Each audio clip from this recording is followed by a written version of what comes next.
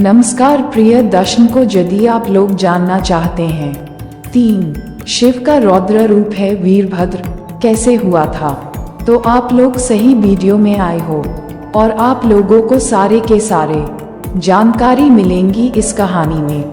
बस आप लोगों को एक काम करना होगा, कुछ ज्यादा नहीं, बस आप लोगों को इस कहानी को ध्यान से सुनना होगा। तो अब कहानी शुरू करते हैं। 3 शिव का रौद्र रूप है वीरभद्र। यह अवतार तब हुआ था कि जब ब्रह्मा के पुत्र दक्ष ने एक यज्ञ का आयोजन किया था, लेकिन भगवान शिव को उसमें नहीं बुलाया था। जबकि दक्ष की पुत्री सती का विवाह तो भगवान शिव के साथ हुआ था। जब सती को उस यज्ञ की बात ज्ञात हुआ तो तब ज्ञात होने पर सती ने भी भगवान शिव को वहां चलने को कहा, लेकिन भगवान शिव ने तो बिना आमंत्रण के जाने से माता सती को मना कर दिया था। फिर भी सती ने जिद करके अकेली ही वहां पर चली गई थी। जब अपने पिता के घर चली गई थी तो तब माता सती ने वहां पर त्याग दी थी। जब भगवान शिव को ये पता हुआ था तो उन्होंने क्रोध में आकर अपने सिर से एक जटा उखाड़ी थी और उसे रोषपूर्वक पर्वत के ऊपर से पटक दिया था। उस जटा के पूर्व भाग से महाभयंकर वीरभद्र प्रकट हुए थे।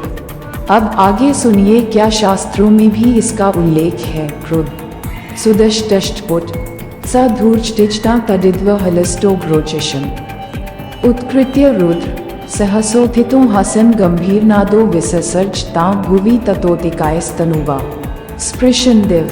श्रीमद् भागवत -4 5/1 अर्थात सती के प्राण त्यागने से ही भगवान शिव ने उग्र रूप धारण करके क्रोध में अपने होंठ चबाते हुए अपनी एक जटा उखाड़ ली थी, जैसा कि जो बिजली और आग की लपट के समान दीप्त हो रही थी।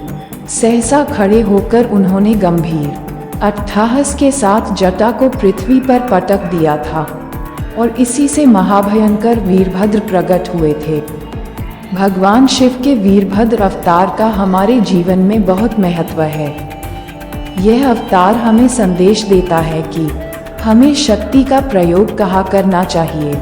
हम शक्ति का प्रयोग वहीं करें जहां उसका सदुपयोग हो। अब एक बार फिर से आगे बढ़कर सुनिए कि आगे क्या बताने वाला है और आगे क्या बताया है। और आगे यही बताया है कि वीरों के 2 वर्ग होते हैं, भद्र एवं अभद्र वीर। राम और अर्जुन और भीम वीर थे, रावण और दुर्योधन और कर्ण भी वीर थे। लेकिन पहला भद्र सभ्य वीर वर्ग और दूसरा अभद्र असभ्य वीर वर्ग है। सभ्य वीरों का काम होता है हमेशा धर्म के पथ पर चलना तथा सहायों की सहायता करना। वहीं असभ्य वीर वर्ग सदैव अधर्म के मार्ग पर चलते हैं तथा शक्तों को परेशान करते हैं। भद्र का अर्थ होता है कल्याणकारी, अतः वीरता के साथ भद्रता की अनिवार्यता इस अवतार से प्रतिपादित होती है। तो मेरे प्यारे भाई बहन और दोस्तों, इस कहानी से आपको क्या सीखने को मिला है, क्या अच्छा लगा और क्या बुरा लगा? आप लोग एक बात सही बताना कि अर्जुन और राम की युद्ध सही थे या तो फिर रावण और दुर्योधन की युद्ध सही थे।